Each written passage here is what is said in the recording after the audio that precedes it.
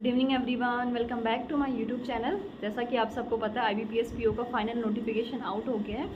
इसी नोटिफिकेशन के रिगार्डिंग कुछ इन्फॉर्मेशन देने वाली हूँ आपको कि क्या एलिजिबिलिटी क्राइटेरिया रहने वाला है, कितने नंबर ऑफ़ वैकेंसीज़ हैं, क्या वैकेंसीज़ बढ़ सकती हैं, क्या हमारा एग्ज़ाम पैटर्न रहने वाला है। और एक चीज़ जो काफ़ी एस्पिरेंट्स को परेशान कर रही है कि अगर हमारा सिविल स्कोर 650 से कम है तो क्या हम इस एग्ज़ाम के लिए अप्लाई कर सकते हैं। ये वीडियो मेनली उन एस्पिरेंट्स के लिए है जो अभी जस्ट ग्रेजुएट हुए हैं या फिर फाइनल ईयर में हैं या फिर जिन्हें प्रिपरेशन करते हुए 1-2 साल हो गया है। तो आपको ये वीडियो बिल्कुल एंड तक देखना है।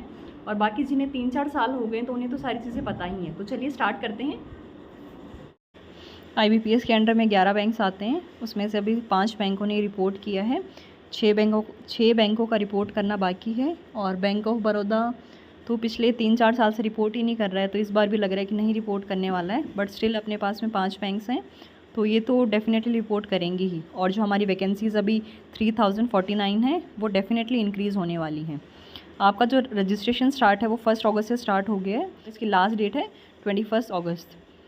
प्रीलिम्स आपका होने वाला है सितंबर अक्टूबर में, और मेंस है वो अक्टूबर नवंबर में। मेन क्लियर होने के बाद में आपको इंटरव्यू के लिए बुलाते हैं।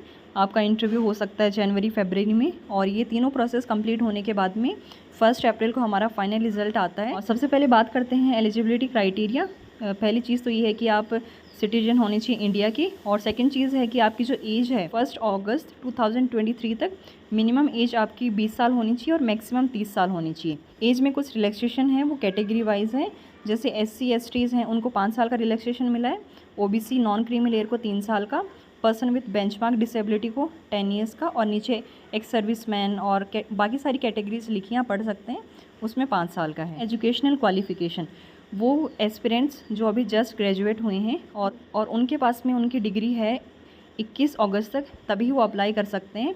अगर वो ग्रेजुएट हो भी गए हैं और उनके पास में उनकी डिग्री नहीं है 21 अगस्त तक, तो वो अप्लाई नहीं कर सकते हैं। और जो सेकेंड ईयर की या फिर फाइनल ईयर के स्टूडेंट्स हैं वो नहीं अप्लाई कर सकते हैं। अपीयरिंग स्टूडेंट्स नहीं अप्लाई कर सकते हैं इसमें। सेकेंड चीज़ जो हम बात करते हैं वो है क्रेडिट हिस्ट्री। इसमें काफ़ी लोगों को डाउट होता है कि हमारा सिबिल स्कोर अगर 650 से कम है तो क्या हम अप्लाई कर सकते हैं, और अगर 650 या फिर 650 से ज़्यादा है तो कोई टेंशन की ज़रूरत ही नहीं है। बट ये जो जितनी भी चीज़ें इसमें बताई हैं ये जब आप ज्वाइन करेंगे तब की हैं, कि उस टाइम पे आपका स्कोर 650 होना चाहिए, मिनिमम 650 होना चाहिए। और अगर आपका स्कोर 650 नहीं है तो इसमें टेंशन लेने की ज़्यादा ज़रूरत नहीं है। आपको क्या करना है कि जिस बैंक में आपका अकाउंट है वहाँ के मैनेजर से आपको एक NOC लेटर लिखवा के लेके आना है, और ज़्यादा कुछ प्रॉब्लम नहीं आती है इसमें। एक फॉर्मेलिटी की जैसे दिया हुआ है इन्होंने। एप्लीकेशन फ़ीस आप इसमें देख रहे हैं, SC ST और PWD कैंडिडेट्स के लिए 175 है। बाकी जितने भी कैंडिडेट्स हैं उनके लिए 850 है। अभी थर्ड चीज़ जो हम बात करेंगे वो है एग्ज़ाम पैटर्न। इसमें काफ़ी एस्पिरेंट्स को डाउट होता है, तो इसको मैं बहुत अच्छे से एक्सप्लेन करने वाली हूँ। प्री में हमारे 3 सेक्शन होते हैं, इंग्लिश, रीजनिंग और मैथ्स। इंग्लिश में आप देख सकते हैं 30 क्वेश्चन हैं, और मैथ्स में 35 क्वेश्चन हैं, रीजनिंग में 35 क्वेश्चन हैं।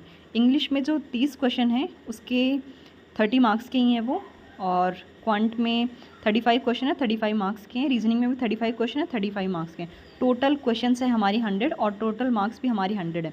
इसमें सेक्शनल टाइम अलॉट होता है, मतलब इंग्लिश के लिए 20 मिनट आपको मिलेंगी, क्वांट के लिए 20 मिनट मिलेंगी, रीजनिंग के लिए 20 मिनट मिलेंगी। जैसे RRBs में होता है कि हमारे पास में कंपोजिट टाइम होता है 45 मिनट का, तो इसमें ऐसा नहीं है। इसमें सेक्शनल टाइमिंग है, ईच सेक्शन के लिए आपको 20 मिनट मिलेंगी। तो टोटल 1 घंटे का ही पेपर होता है, 3 सब्जेक्ट होते हैं इसमें। और अगर आपका प्रीलिम्स क्लियर हो गया उसके बाद में आपको मेंस के लिए बुलाया जाता है। 3 सब्जेक्ट तो जो प्रीलिम्स में वही होते हैं, इंग्लिश, मैथ्स और रीजनिंग। एक सेक्शन जो ऐड हो जाता है वो है GK। रीजनिंग का आप देख रहे हैं कि 45 क्वेश्चंस हैं 60 मार्क्स के, GA के 40 क्वेश्चंस होते हैं 40 मार्क्स के, इंग्लिश के 35 क्वेश्चंस होते हैं 40 मार्क्स के। डेटा एनालिसिस एंड इंटरप्रिटेशन ये मैथ्स है, इसमें 35 क्वेश्चंस होते हैं 60 मार्क्स के। और सेक्शनल टाइमिंग भी आप देख सकते हैं, जैसे प्री में सेक्शनल टाइमिंग 20 मिनट था, तो इसमें सब सेक्शन का अलग अलग सेक्शनल टाइमिंग है। जैसे रीजनिंग का 60 मिनट है, GA का 35 है, इंग्लिश का 40 है और क्वांट का 45 है। तो ये 3 घंटे का एग्ज़ाम होता है। इसके बाद में आपको हाफ एन आवर का डिस्क्रिप्टिव एग्ज़ाम होता है। डिस्क्रिप्टिव में एक ऐसे राइटिंग होती है और एक लेटर होता है।